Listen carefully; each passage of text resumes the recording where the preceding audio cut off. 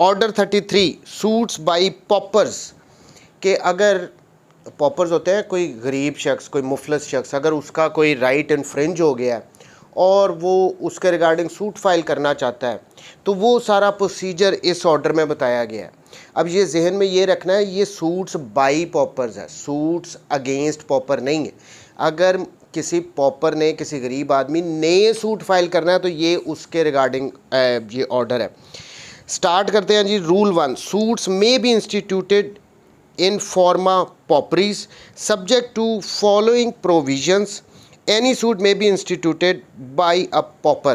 अब ये कह रहे हैं कि जो फॉलोइंग प्रोविजंस इस ऑर्डर्स में आ रही हैं उनके अकॉर्डिंगली कोई भी शख्स as a pauper suit file कर सकता है। ये जनरल से उन्होंने बात कर दी है कि ऐसा नहीं हो सकता कि कोई शख्स वो बड़ा गरीब है और उसको सूट फाइल करना ज़रूरी है लेकिन उसके पास पैसे वगैरह नहीं है, वो कोर्ट फीस वगैरह पे नहीं कर सकता, तो वो घर बैठ जाए, वो सूट ही नहीं फाइल कर सकता। रेमेडी प्रोवाइडेड है इस ऑर्डर में। तो बहरहाल ये कह रहे हैं सब्जेक्ट टू फॉलोइंग प्रोविजंस, जो बाद में आने वाली प्रोविजंस हैं उनके accordingly any suit may be instituted by a pauper, pauper एक सूट फाइल कर सकता है। अब एक्सप्लेनेशन में ये बता रहे हैं कि ये जो पॉपर होगा ये कौन शख्स होगा, उसकी क्या रिक्वायरमेंट्स हैं किसी शख्स के लिए अपने आप को पॉपर डिक्लेयर करवाने के लिए। A person is a pauper, pauper वो शख्स है who when he is not possessed of sufficient means to enable him to pay the fee prescribed by law for the plaint in such suit. पहली बात कह रहे हैं कि वो शख्स पॉपर होगा जो प्रिस्क्राइब्ड फ़ीस है उस सूट की, उस प्लेंट की, कोर्ट फीस वगैरह अगर लॉ में बताई गई है और वो उसको पे नहीं कर सकता, तो ऐसे शख्स को पॉपर शख्स कहेंगे। A person is a pauper when he is not possessed of sufficient means, यानी उसके पास इतने वसाइल नहीं है, इतने ज़राए नहीं है to enable him to pay the fee prescribed by law for the plaint in such suit. तो जो भी प्रेस्क्राइब्ड फ़ीस है वो पे करने के लिए उसके पास वसाइल नहीं है, वो नई कोर्ट फीस वगैरह अदा कर सकता, तो ऐसे शख्स को पॉपर कहेंगे। दूसरी बात, और when no such fee is prescribed, लेकिन दूसरी सिचुएशन ये आ गई कि वो जो उसने सूट फाइल करना है उसके लिए कोई कोर्ट फीस वगैरह है ही नहीं। अगर तो कोर्ट फीस है और उसके पास वसाइल नहीं है पे करने के, तो वो पॉपर है। दूसरी बात ये कि अगर जो वो सूट फाइल करना चाहता है उसके लिए कोई कोर्ट फीस प्रेस्क्राइब नहीं की गई, कोई कोर्ट फीस नहीं है उसके regarding. When he is not entitled to property worth 1000 rupees other than his necessary wearing apparels and the subject matter of the suit. लेकिन जहाँ पे कोर्ट फीस ही नहीं है उस सूट के रिगार्डिंग, लॉ ने कहा है कि कोई कोर्ट फीस नहीं है, लेकिन अगर उसके पास 1000 से कम रुपए की प्रॉपर्टी है और उसमें भी इंक्लूड नहीं किया जाएगा जो उसके वेयरिंग एप्रल्स वगैरह हैं, जो कपड़े वगैरह हैं, वो उसको नहीं इंक्लूड करना। और दूसरा, जो उस सूट की सब्जेक्ट मैटर है, जो उस सूट में प्रॉपर्टी इन्वॉल्व्ड है, उसके अलावा उसकी कोई प्रॉपर्टी नहीं है। फिर देखें, पहली बात यह कि अगर फ़ीस उस सूट की है, प्रेस्क्राइब की गई है, तो उसको पे करने के लिए उसके पास मीन्स नहीं है। दूसरी बात कि लॉ में कोई उस सूट के रिगार्डिंग फ़ीस प्रेस्क्राइब नहीं की गई, लेकिन उसके पास 1000 रुपये से ज़्यादा की प्रॉपर्टी नहीं है और उसमें भी वेयरिंग एप्रल्स इंक्लूड नहीं है, और वो जो सब्जेक्ट मैटर है उस सूट का, उसके अलावा कोई उसके पास दूसरी प्रॉपर्टी नहीं है, तो ऐसा पर्सन पॉपर होगा। अच्छा, रूल 2, कंटेंट्स ऑफ एप्लीकेशन। अब इसके लिए ये यहाँ पे इस सूट के लिए इसको जो पर्सन अपने आप को पॉपर डिक्लेयर करवाना चाहता है उसको एक एप्लीकेशन कोर्ट को देनी पड़ेगी। अब उसके कंटेंट्स वगैरह क्या होंगे, उसमें क्या इंक्लूड किया जाएगा। Every application for the permission to sue as a pauper shall contain the particulars required in regard to plaints in suit. कह रहे हैं कि जो उसने एप्लीकेशन देनी है ना कि जी मुझे पॉपर डिक्लेयर करें, उसमें उस एप्लीकेशन में जो प्लेंट की रिक्वायरमेंट्स हैं, जो कुछ हम प्लेंट में लिखते हैं वो सारा कुछ इस एप्लीकेशन में भी लिखा जाएगा। ये काइंड ऑफ प्लेंट ही होगा लेकिन ये एक एप्लीकेशन है। Shall contain the particulars required in regard to plaints in suit, सब कुछ वो अपने फैक्ट्स बताएगा, फिर कोर्ट फीस बताएगा, फिर जुरिस्डिक्शन को रिगार्डिंग वो बताएगा, कॉज ऑफ एक्शन को वो डिस्क्लोज़ करेगा। सो प्लेंट की तरह ही ये एप्लीकेशन को ड्राफ्ट किया जाएगा with the a schedule of any movable or immovable property belonging to the applicant। और साथ यहाँ पे अब ये एक्स्ट्रा चीज़ आ रही है क्योंकि वो अपने आप को पॉपर डिक्लेयर करवाना चाहता है कि जी मैं गरीब आदमी हूँ, मैं तो कोर्ट फीस वगैरह पे ही नहीं कर सकता हूँ। तो यहाँ पे इस एप्लीकेशन में जो प्लेंट की रिक्वायरमेंट्स जो उसके पर्टिकुलर्स हैं उसके उनको मेंशन करने के साथ साथ इस शख्स ने अपनी मूवेबल और इमूवेबल प्रॉपर्टी उसको भी डिक्लेयर करना है, उनकी एस्टिमेटेड वैल्यू भी लिखना है। ये एडिशन आ गई। A schedule of any movable or immovable property belonging to the applicant with the estimated value thereof, उनकी estimated value भी बताएगा। shall be annexed thereto, वो भी annex करना है साथ application के। and it shall be signed and verified in the manner prescribed for the signing and verification of the pleadings। जैसे प्लेंट वगैरह को साइन और उनकी वेरिफिकेशन वगैरह की जाती है उसी तरह इस एप्लीकेशन को भी साइन और वेरीफाई वगैरह किया जाएगा। सिंपली पॉपर ने अपने आप को पॉपर डिक्लेयर करना, एक एप्लीकेशन देगा, एप्लीकेशन उसी तरह लिखी जाएगी जिस तरह प्लेंट लिखा जाता है, वो सारी रिक्वायरमेंट्स प्लस एक्स्ट्रा बात ये है कि उसने अपनी यहाँ पे मूवेबल इमूवेबल प्रॉपर्टीज़ और उनकी जो एस्टिमेटेड वैल्यू है वो भी मेंशन करनी उसके लिए ज़रूरी है ताकि कोर्ट को पता लगे कि इसके पास कोई प्रॉपर्टी वगैरह है या नहीं है। क्योंकि हम एक्सप्लेनेशन में पढ़ के आ चुके हैं कि पॉपर कौन होगा, उसके लिए 1000 से कम की उसकी प्रॉपर्टी हो, सब्जेक्ट मैटर के अलावा उसके पास कोई और प्रॉपर्टी ना हो, प्लस अगर कोर्ट फीस है उस सूट से रिगार्डिंग तो उसके पास मींस नहीं है। इन सारी बातों को इस्टेब्लिश करने के लिए उसको बताना पड़ेगा इस एप्लीकेशन में कि भाई उसकी क्या क्या प्रॉपर्टीज़ वगैरह हैं। Rule 3 presentation of application. अब इस एप्लीकेशन को प्रेजेंट करना, not withstanding anything contained in these rules The application shall be presented to the court by the applicant in person। यानी ये applicant in person इस application को फाइल वगैरह करेगा, प्रेजेंट करेगा कोर्ट में, unless he is exempted from appearing in the court, in which case the application may be presented by an authorized agent। पहली requirement थी कि जो पर्सन अपने आप को एप्लीकेंट है जो प्रॉपर डिक्लेयर करवाना चाहता है वो ये एप्लीकेशन इन पर्सन प्रेजेंट करेगा कोर्ट में। सेकंड कंडीशन ये आ गई कि इसमें अगर तो वो एग्जैम्प्ट है पर्सन, लॉ ने उसको एग्जैम्प्ट कर दिया कि आप कोर्ट में नहीं आ सकते for what ever reason, law के अकॉर्डिंगली वो पर्सन एग्जैम्प्ट है, तो इस सिचुएशन में वो अपने ऑथराइज्ड एजेंट को उसके थ्रू ये फाइल कर सकता है। हु कैन, अब ये authorised agent who can answer all material questions relating to the application. जो अब ये ऑथराइज्ड एजेंट भी ऐसा होना चाहिए जो इस एप्लीकेशन के रिगार्डिंग अगर उससे कोई क्वेश्चन वगैरह कोर्ट पूछती है तो वो इस काबिल तो हो कि उसके जवाब दे सके। And who may be examined in the same manner as the party represented by him might have been examined had such attended in person। देखें जी सीधी सी बात है, जो एप्लीकेशन प्रेजेंट करनी है वो इन पर्सन करनी है एप्लीकेंट है, अगर वो एग्जेम्प्टेड है बाय द लॉ तो ऑथराइज्ड एजेंट के थ्रू करेगा। ऑथराइज्ड एजेंट भी ऐसा होना चाहिए जो कोर्ट के मटेरियल क्वेश्चंस के आंसर दे सके, या अगर उसको एग्जामिन करना रिक्वायर्ड हो तो उसको अगर एग्जामिन उसको किया जा रहा है तो वो जवाब वगैरह दे सके, ऐसे ही जैसे कि एप्लीकेंट अगर उसको एग्जामिन किया जाता है। सो ये थी दूसरी requirement. Rule 4 examination of applicant. Sub rule 1 है इसका, where the application is in proper form and duly presented. देखें जो भी रिक्वायरमेंट हैं किसी एप्लीकेशन को फाइल करने की वो सारी रिक्वायरमेंट पूरी की गई हैं, ड्यूली उसको प्रेजेंट कर दिया गया, उसको फाइल कर दिया गया। तो इसके बाद द कोर्ट में if it thinks fit examine the applicant or his agent when the application is allowed to appear by agent regarding the merits of the claim and the property of the applicant। तो यहाँ पे जब ये duly present कर दी गई है ये application, सारी रिक्वायरमेंट पूरी हैं, तो कोर्ट चाहे तो इस एप्लीकेंट को या अगर ऑथराइज्ड एजेंट के थ्रू फाइल की गई है तो उसको एग्जामिन कर सकते हैं। सब rule 2 if presented by agent the court may order applicant to be examined by commission।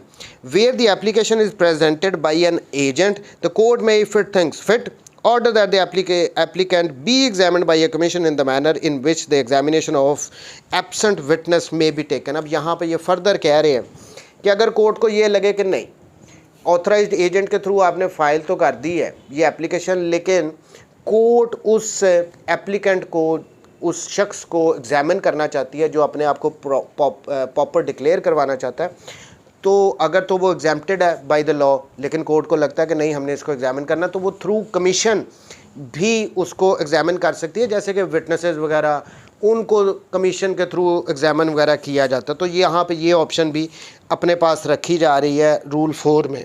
Rejection of application, the court shall reject an application for permission to sue as a pauper.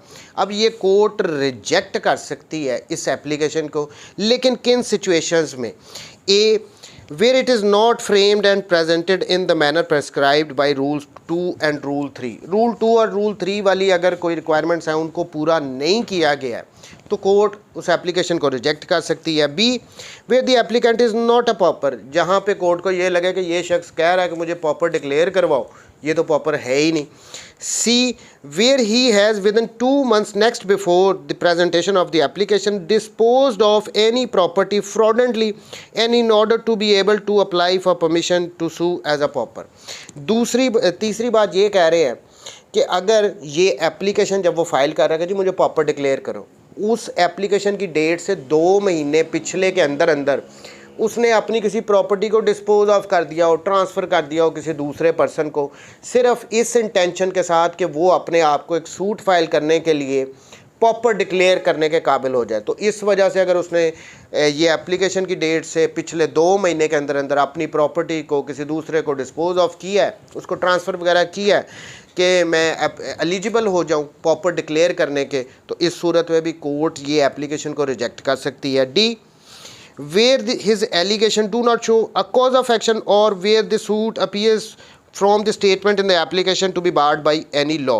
अब ये देखें, अगर वो popper suit तो file करना चाहता है लेकिन कोई उसके सूट में कोई कॉज ऑफ एक्शन है ही नहीं, अगर कॉज ऑफ एक्शन नहीं है तो क्या फ़ायदा उसको पॉपर डिक्लेयर करवाओ, कोर्ट फीस वगैरह माफ़ करो, और सूट का एंड रिज़ल्ट कोर्ट को पहले ही पता भी कॉज ऑफ एक्शन ही अगर किसी सूट में नहीं है तो उसने तो डिसमिस ही होना है ना।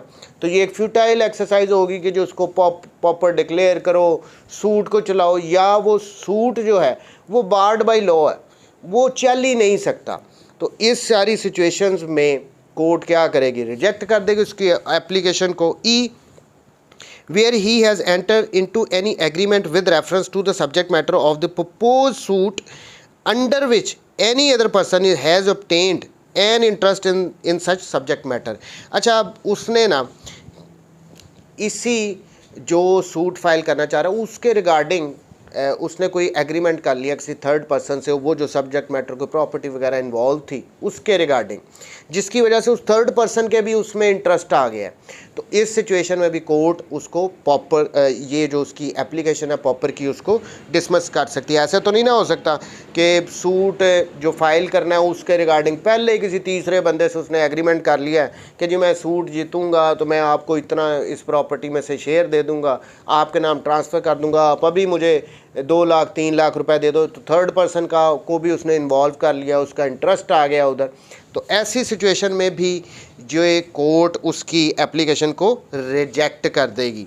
सो ये सिचुएशन थी रूल 5 में कि ड्यूली उसको प्रेजेंट नहीं किया गया, पॉपर नहीं है, 2 महीने पहले उसने अपनी किसी प्रॉपर्टी को ट्रांसफ़र कर दिया है, कोई कॉज ऑफ एक्शन नहीं है, बार्ड बाय लॉ है सूट, और लास्टली उसने प्रपोज सूट से पहले ही वो कोई एग्रीमेंट किसी थर्ड पर्सन के साथ करके उसके भी इंटरेस्ट इन्वॉल्व कर दिए, तो इस सूरत में भी उसकी एप्लीकेशन को रिजेक्ट कर दिया जाएगा। Rule 6, notice of the day for receiving evidence of applicant's pauperism. देखें ये अब यहाँ पे हम रूल 5 को हम देख के आए थे, उसमें ये 5 कंडीशंस बताई गई थी। अगर इनमें से कोई कंडीशन अप्लाई हो रही है तो स्ट्रेट वे कोर्ट उसकी एप्लीकेशन को रिजेक्ट कर देगी, नहीं आगे फर्दर चलेगा ही नहीं काम। देखें एप्लीकेशन फाइल की तो कोर्ट क्या कर सकती है, एप्लीकेंट को इन पर्सन उसको एग्जामिन भी कर सकती है, अगर थ्रू एजेंट फाइल की गई है तो उसको उसके एजेंट को एग्जामिन वगैरह कर सकती है। ये हम पिछले रूल्स में पढ़ के आ रहे हैं। और उसके बाद अगर कोर्ट को लगता है कि जी ये रूल 5 में इसका कोई कंडीशन पूरी हो रही है तो इसको वो स्ट्रेट वे उसकी एप्लीकेशन को डिसमिस कर सकती है कोर्ट। यहाँ तक हम क्लियर हैं। अब रूल 6 में ये कह रहे हैं कि अगर रूल यहाँ तक कोर्ट को लगता है कि नहीं रूल 5 वाली कोई कंडीशन यहाँ पे अप्लाई नहीं हो रही और इसको आगे फर्दर सुना जाना चाहिए इस एप्लीकेशन को, तो ये उसके बाद का प्रोसीजर है। एक बात तो क्लियर है, अप्लाई किया, एग्जामिन करने के बाद रूल 5 के अंडर कोर्ट के पास ये पावर है एप्लीकेशन को रिजेक्ट कर दे। अगर रिजेक्ट नहीं कर रही तो फिर नोटिस होंगे दूसरी पार्टीज़ को। Where the court sees no reason to reject the application on any of the grounds stated in Rule 5, ये Rule 5 वाली ग्राउंड्स में से कोर्ट को लगता है कि नहीं ये इनमें फॉल नहीं कर रहा, तो इस सिचुएशन में it shall fix a day of which at least 10 days clear notice shall be given to the opposite party and the government pleader. तो यहाँ पे कोर्ट क्या करेगी, नोटिस इशू करेगी। जो अपोजिट पार्टी है जिसके अगेंस्ट सूट फाइल करना उनको नोटिस कर देगी, गवर्नमेंट प्लीडर सरकारी वकील को नोटिस कर देगी कि जी ये एप्लीकेशन आई है। अब इस पे अगर आपको कोई ऑब्जेक्शंस वगैरह हैं तो आप आके उस पर वो हमें बताएं।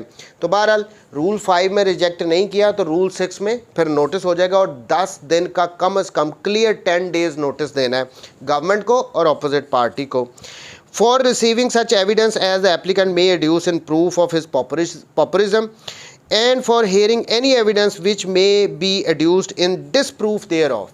तो यहाँ पे पार्टीज़ को इनवाइट किया जा रहा है, अपोजिट पार्टी को, गवर्नमेंट प्लीडर को, सारी एविडेंस जो लेके आ सकता है ये एप्लीकेंट जो जिसके अकॉर्डिंगली वो अपने आप को प्रॉपर डिक्लेयर करवाना चाहता है या उसके डिसप्रूव में दूसरी पार्टी जो एविडेंस लेके आना चाहती है, गवर्नमेंट लेके आती है कि नहीं जी गवर्नमेंट का सरकारी वकील कहता है ये किधर से प्रॉपर के लिए अप्लाई कर रहा है, इसकी तो फलानी जायदाद है, इसने डिक्लेयर नहीं किया।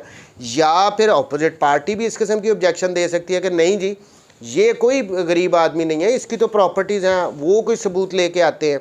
तो बहरहाल रूल 5 में अगर रिजेक्ट नहीं किया, रूल 6 में 10 days का नोटिस हो जाएगा कि अपनी अपनी एविडेंस ले आओ और बताओ कि ये प्रॉपर है या नहीं है। ये तो कह रहा है, ये तो एविडेंस प्रोड्यूस कर रहा है। 7 अब प्रोसीजर एट हेयरिंग, नोटिस हो गया, उसके बाद जो हेयरिंग वगैरह होनी है। Rule 1 on the day so fixed or as soon thereafter as may be convenient, जो भी नेक्स्ट डेट है। The court shall examine the witnesses if any produced by either party। तो कोर्ट क्या करेगी, दोनों साइड से जो witnesses वगैरह प्रोड्यूस किए जा रहे हैं उनको एग्जामिन करेगी। अब ये जहन में रखना है, ये सिर्फ अगर कोई विटनेस लाना चाहता है तो वो इस बात के रिगार्डिंग कि क्या ये एप्लीकेंट ये गरीब आदमी है, क्या इसको प्रॉपर डिक्लेयर किया जाना चाहिए या नहीं, इससे रिलेटेड अभी सूट के मेरिट पे बात नहीं हो रही, सिर्फ उसकी इस हद तक हो रही है। The court shall examine the witnesses if any produced by either party। दोनों पार्टियों में से कोई भी जो लेके आ रहा है वो witnesses को एग्जामिन किया जाएगा। and may examine the applicant or his agent and shall make a memorandum of the substance of their evidence। जो भी witnesses आ रहे हैं, जो भी evidence आ रही है, वो कोर्ट सारा उसका एक memorandum, उसका एक रिकॉर्ड वगैरह रखेगी।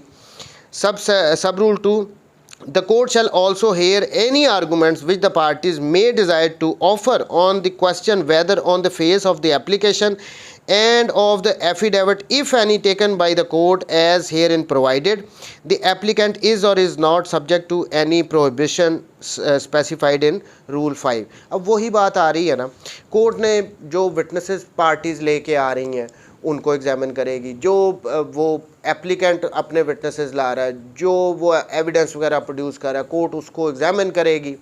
उसके बाद आर्गूमेंट्स वगैरह सुनेगी कि क्या ये इसको प्रॉपर डिक्लेयर किया जाना चाहिए या नहीं जाना चाहिए।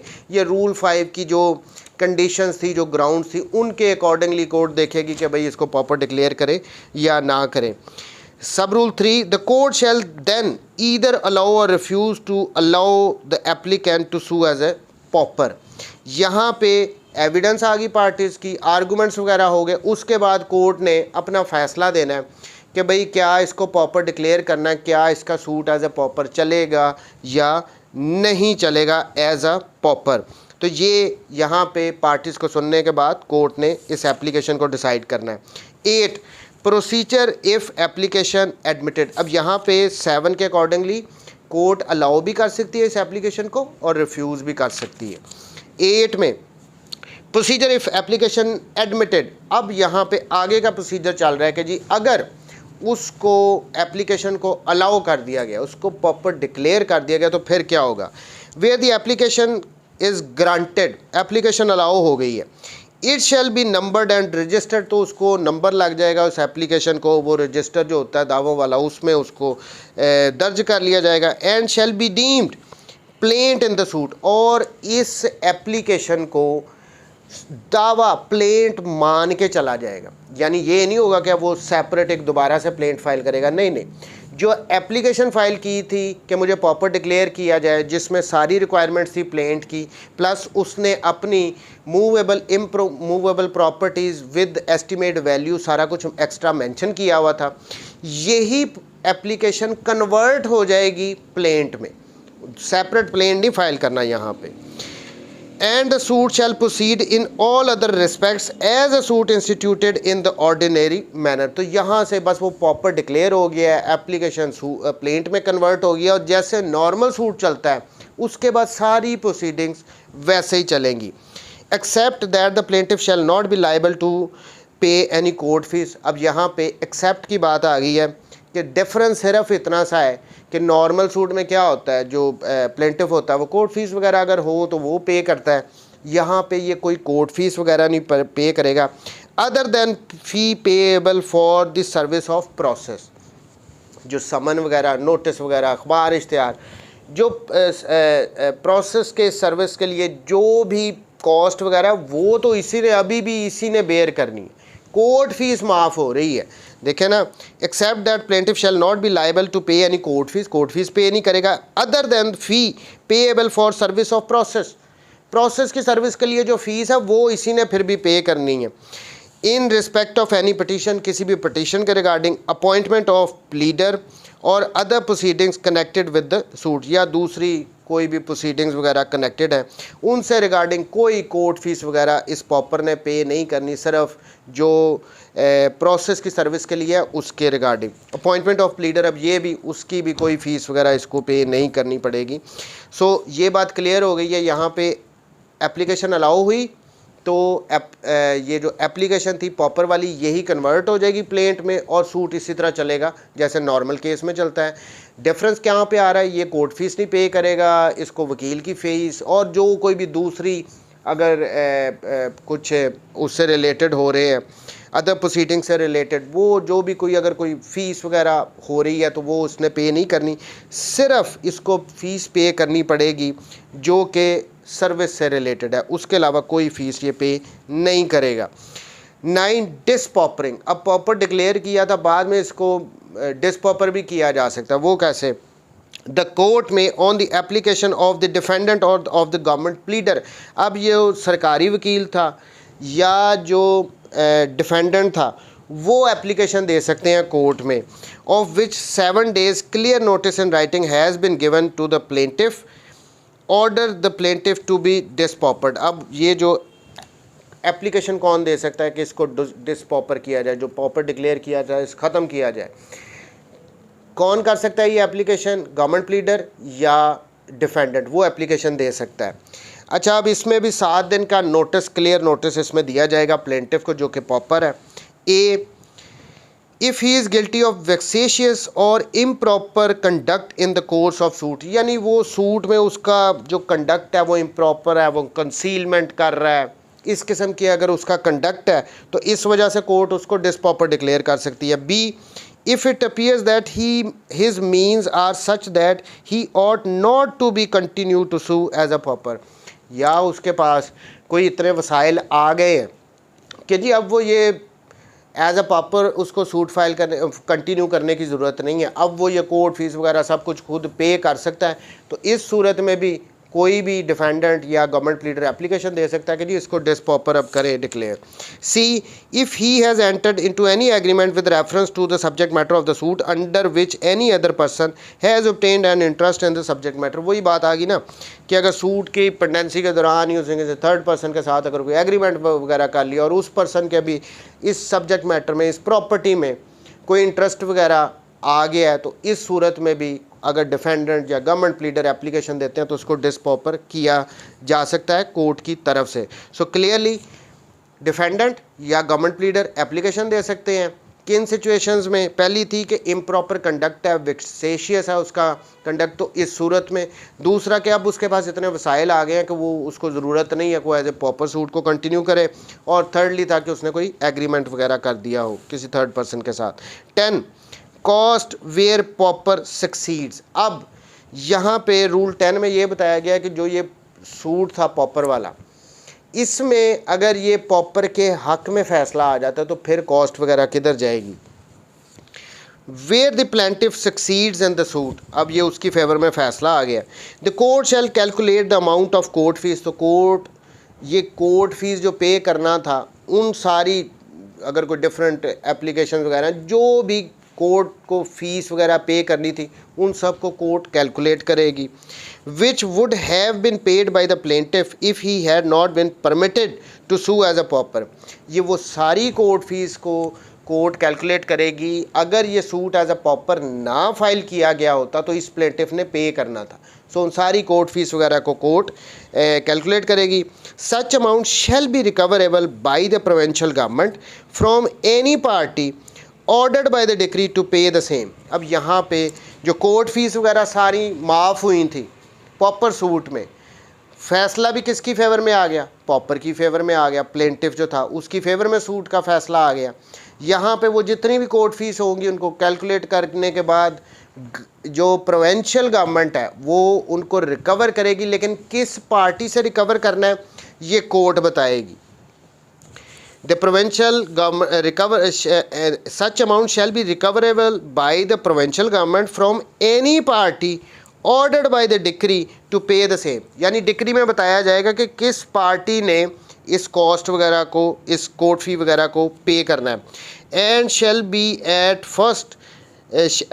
Be a first charge on the subject matter of the suit, और ये सबसे पहले इसको लिया जाएगा। ये जो कोर्ट फीस वगैरह माफ़ हुई थी, देखिए डिक्री में डिक्लेयर कर दिया जाएगा कि किस पार्टी ने पे करनी है, और ये जो सब्जेक्ट मैटर है प्रॉपर्टी का, इस पे फर्स्ट चार्ज यही कोर्ट फीस वगैरह होगी, सबसे पहले इसको लिया जाएगा, इसको रिकवर किया जाएगा प्रोविंशियल गवर्नमेंट की तरफ से। Rule 11 procedure where pauper fails. अब पहले था 10 में कि उसकी फेवर में फ़ैसला आ गया, यहाँ पे है कि अगर पॉपर फेल हो गया, where the plaintiff fails in suit और इज़ डिसपॉपर्ड, दोनों सूरतें आ गई। 9 में क्या था कि उसको डिसपॉपर किया जा सकता है, या तो वो फेल हो गया सूट में या उसको डिसपॉपर कर दिया गया, और वे द सूट इज़ विदड्रॉन और डिसमिस्ड, या फिर नेक्स्ट बात आ गई कि या तो सूट को विदड्रॉ कर लिया इस पॉपर ने, या सूट को डिसमिस कर दिया गया। किन सूरतों में? ए because the summons for the defendant to appear and the answer has not been served upon him in consequence of the failure of the plaintiff to pay the court fee or the postal charges if any chargeable for such service। अब यहाँ पे हम पीछे पढ़ के आ रहे थे कि जो सर्विस वगैरह की जो भी फीस वगैरह होगी वो फिर भी पॉपर ने पे करनी है, क्लियरली वहाँ पे हम मेंशन किया था, पीछे हम पढ़ के आ रहे हैं। यहाँ पे उसने वो प्रोसेस की सर्विस के लिए जो फ़ीस थी वो पे नहीं की, जिसकी वजह से डिफेंडेंट पे समन वगैरह ही नहीं सर्व हुए, तो इस सूरत में सूट ने क्या होना है? उसने डिसमिस हो गया। B because the plaintiff does not appear when the suit is called on for hearing, या फिर जब ऑब्वियसली जब कोर्ट उसको बुला रही है इस प्लेंटिफ को जो कि पॉपर डिक्लेयर हो चुका है, वो आया ही नहीं। हियरिंग के दौरान कोर्ट ने उसको उसकी इन पर्सन फॉर इंस्टेंस उसको बुला लिया, वो नहीं आया, अपीयर ही नहीं हुआ, उसका सूट डिसमिस हो गया। तो इन सारी सूरतों में देखिए, पहली बात थी where the plaintiff fails in the suit, फैसला उसके खिलाफ आ गया, और डिसपॉपर्ड, या उसको रूल 9 में डिसपॉपर कर दिया गया, या उसका सूट उसने विड्रॉ कर लिया है, या उसका सूट डिसमिस हुआ है इन बुनियादों पे कि उसने जो प्रोसेस सर्विस की जो फ़ीस थी वो नहीं पे की, या वो अपीयर नहीं हुआ जब कोर्ट ने उसको बुलाया था। इन सारी सूरतों में क्या होगा? The court shall order the plaintiff or any person added as a co plaintiff to the suit. तो कोर्ट यहाँ पे ऑर्डर करेगी कि प्लेंटिफ जो कि पॉपर था या जो भी कोई को प्लेंटिफ था इस सूट में, to pay court fees which would have been paid by the plaintiff if he had not been permitted to sue as a pauper। देखें, जब उसकी पॉपर की फेवर में फ़ैसला आ रहा है तो रूल 10 डिक्री में बता दिया जाएगा कि कौन सी पार्टी ने ये सारी कोर्ट फीस वगैरह पे करनी है। लेकिन 11 वाली सारी सिचुएशंस में यहाँ पे ये कोर्ट फीस कौन पे करेगा? प्लेंटिफ पे करेगा, जिसके अगेंस्ट फैसला आया है इन सारी सिचुएशंस की वजह से। अगर वो पॉपर के तौर पे उसको सूट अलाउ ना किया जाता फाइल करने का, तो फिर जितनी भी कोर्ट फीस वगैरह बननी थी वो सारी अब ये कौन पे करेगा? Plaintiff. Court shall order the plaintiff or any person added as a co plaintiff the suit to pay the court. तो प्लेंटिफ या उसके जो को प्लेंटिफ है वो ही ये कोर्ट फीस वगैरह पे करेंगे। 11A procedure when pauper suit abates. अब ये अगर पॉपर का सूट अबेट हो गया, where the suit abates by reason of the death of the plaintiff or any of person added as a co plaintiff. यहाँ पे अगर तो ये जो प्लेंटिफ है जो कि पॉपर था या कोई को प्लेंटिफ था, उसकी डेथ हुई है और उस वजह से अगर सूट बेट हो रहा है तो फिर क्या होगा? The court shall order that the amount of court fee which would have been paid by the plaintiff if he had not been permitted to sue as a pauper shall be recoverable by the provincial government from the estate of the deceased plaintiff। तो यहाँ पे कह रहे हैं अगर suit बेट हो रहा है उस प्लेंटिफ की या को प्लेंटिफ की डेथ की वजह से, तो जो कोर्ट फीस वगैरह जो माफ़ हुई थी उसको प्रॉपर डिक्लेयर करने की वजह से वो जो सूट की प्रॉपर्टी थी जो डिसीज्ड की एस्टेट है, जो उसका तरका होगा, जो उसकी जायदाद होगी, उससे रिकवर किया जाएगा। और कौन करेगा? Provincial government. Rule 12 provincial government may apply for payment of court fees. The provincial government shall have the right at any time to apply to the court to make an order for the payment of court fees under Rule 10, Rule 11 और Rule 11A। अब यहाँ पे clearly बता रहे हैं कि provincial government जो है वो किसी भी टाइम पे कोर्ट को अप्लाई कर सकती है कि जी ये रूल 10, 11 और 11A में जो कोर्ट फीस है वो हमें रिकवर करवाई जाए, इसकी पेमेंट करवाई जाए। Rule 13 provincial government to be deemed a party. All matters arising between the provincial government and any party to the suit under Rule 10, Rule 2, Rule 10, Rule 2, उसका Rule 2 है, all matters arising between the provincial government and any party to the suit under Rule 10, Rule 11, Rule 11A or Rule 12 shall be deemed to be the questions arising between the parties to the suit within the meaning of section 47। देखिए अब यहाँ पे ये कह रहे हैं कि जो भी क्वेश्चंस अराइज होंगे रूल 10 में, रूल 11 में, रूल 11A में, रूल 12 में कि कोर्ट फीस वगैरह जो पे करनी है, उससे रिलेटेड गवर्नमेंट के दरमियान या जो भी पार्टीज़ के दरमियान क्वेश्चंस वगैरह अराइज हो रहे हैं, वो सेक्शन 47 हम पढ़ के आए हैं कि वही कोर्ट डिसाइड करेगी। तो उसके अकॉर्डिंगली ये सारे पार्टीज़ ही कंसिडर किए जाएंगे सूट के। गवर्नमेंट भी वो प्रोविंशियल गवर्नमेंट या जो भी पार्टी, उनके दरमियान जो डिस्प्यूट अराइज हो रहा है इन रूल्स के अकॉर्डिंगली, तो उनको पार्टी टू द सूट ही माना जाएगा सेक्शन 47 के accordingly. 14 recovery of amount of court fees. अब इसको रिकवर कैसे किया जाएगा? जो कोर्ट फीस थी अब इसको रिकवर कैसे करना है, सारा procedure. Where an order is made under rule 10, 11 or 11A the court shall forthwith cause a copy of the decree or order to be forwarded to the collector. अब सीधी सी बात है, as arrear of the land revenue इसको recover किया जाएगा court fees को। जैसे ही ये फैसला होता है रूल 10 में, रूल 11 में या रूल 11A में कि कौन सी पार्टी ने ये कोर्ट फी पे करनी है, तो भाई ये जो फैसला होगा इसको कोर्ट फॉरवर्ड कर देगी, किसको? कलेक्टर को कर देगी। Who may without prejudice to any other mode of recovery recover the amount of the court fee specified therein for the person or property liable for the payment as if it were an area of the land revenue। जैसे land revenue के arrears को recover किया जाता ना, हम land revenue act में पढ़ के आ रहे हैं वो सारा कुछ, उसी तरह कलेक्टर फिर इन सब को इस कोर्ट फीस वगैरह को उस पर्सन से या उसकी प्रॉपर्टी से रिकवर करेगा। 15 refusal to allow application to sue as pauper to bar subsequent application of like nature. अब यहाँ पे एक बार क्रिएट कर रहे हैं, देखें, an order refusing to allow applicant to sue as a pauper shall be a bar to any subsequent application of like nature by him in respect of same right to sue। देखिए अब यहाँ पे कह रहे हैं कि एक person ने एक राइट के अकॉर्डिंगली एक एप्लीकेशन फाइल कर दी कि जी मुझे पॉपर डिक्लेयर करें, कोर्ट ने वो रिजेक्ट कर दी कि नहीं जी आपको हम पॉपर के तौर पे सूट को नहीं चला सकते। अब ये यहाँ पे बार ये लगा रहे हैं कि इसी राइट से, इसी कॉज ऑफ एक्शन से रिलेटेड वो कुछ अर्से के बाद दोबारा एप्लीकेशन नहीं दे सकता कि जी मुझे अब आप पॉपर डिक्लेयर कर दें। एक दफ़ा डिसमिस कर दिया उसकी एप्लीकेशन को, दैट्स इट, वो दोबारा एप्लीकेशन नहीं दे सकता।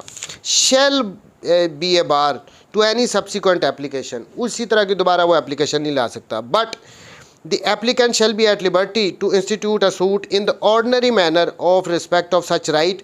तो इसका मतलब ये भी नहीं है कि वो दोबारा उस किस्म की एप्लीकेशन ही दे। वो तो क्लियर बात है ना कि एक दफ़ा एप्लीकेशन दी कि मुझे पॉपर डिक्लेयर करो, रिजेक्ट होगी, दोबारा नहीं वो एप्लीकेशन दे सकता।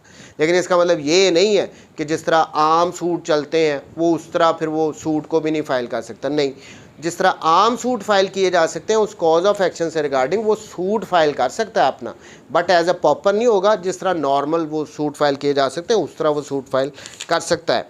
प्रोवाइडेड दैट, प्रोवाइजो है अब इसमें, provided that he first pay the cost, provided that he first pay the cost if any incurred by the provincial government or by opposite party in opposing his application for leave to sue as pauper। लेकिन एक condition रख रही है, देखें वो दोबारा application तो नहीं दे सकता, लेकिन वो अगर अपना सूट फाइल करना चाहता है तो वो कर सकता है। लेकिन उसके लिए कंडीशन प्रोवाइजो में ये रख दी है कि जी जो एप्लीकेशन उसकी डिसमिस हुई थी उसके रिगार्डिंग जो कॉस्ट वगैरह अराइज हुई थी उस टाइम पे, जो कोर्ट ने कहा था कि कॉस्ट वगैरह पे करनी है, पहले वो कॉस्ट पे करेगा, उसके बाद फिर वो जिस तरह नॉर्मल सूट फाइल कर सकते हैं उस तरह वो सूट फाइल कर सकता है।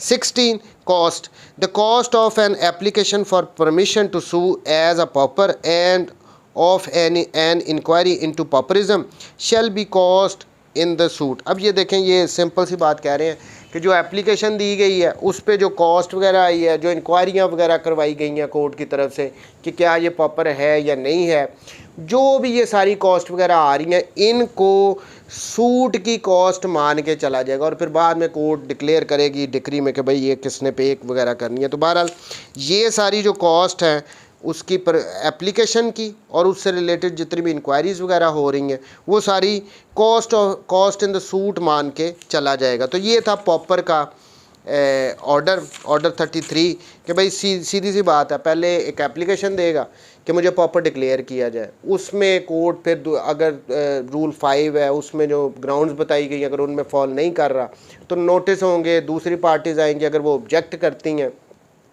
उनको सुना जाएगा, जो दोनों साइडें एविडेंस वगैरह लाना चाहती हैं उनको देखेगी, आर्गूमेंट्स होंगे, उसके बाद कोर्ट डिसाइड करेगी कि क्या इस एप्लीकेशन को अलाउ करना है या डिसमिस करना है। अलाउ करेगी तो उसके बाद फिर को सूट ऐसे ही चलेगा जैसे नॉर्मल सूट वगैरह चलते हैं। बाकी जो कोर्ट फीस वगैरह माफ़ हुई है वो एंड पे कोर्ट देखती है कि किस पार्टी ने पे करना है। अगर फेवर में प्लेंटिफ की आ रहा है तो कोर्ट डिक्लेयर करेगी डिक्री में कि किस पार्टी ने पे करना है। अगर प्लेंटिफ के वो पॉपर के अगेंस्ट आ गया है तो फिर कोर्ट ऑब्वियसली उस प्लेंटिफ से ही लेगी। अबेट होगी तो जिस डिसीज की जो इस्टेट होगी उससे ये कॉस्ट वगैरह ये सारा कुछ रिकवर किया जाएगा। तो इस तरीके से ये एक पॉपर का सूट चलता है।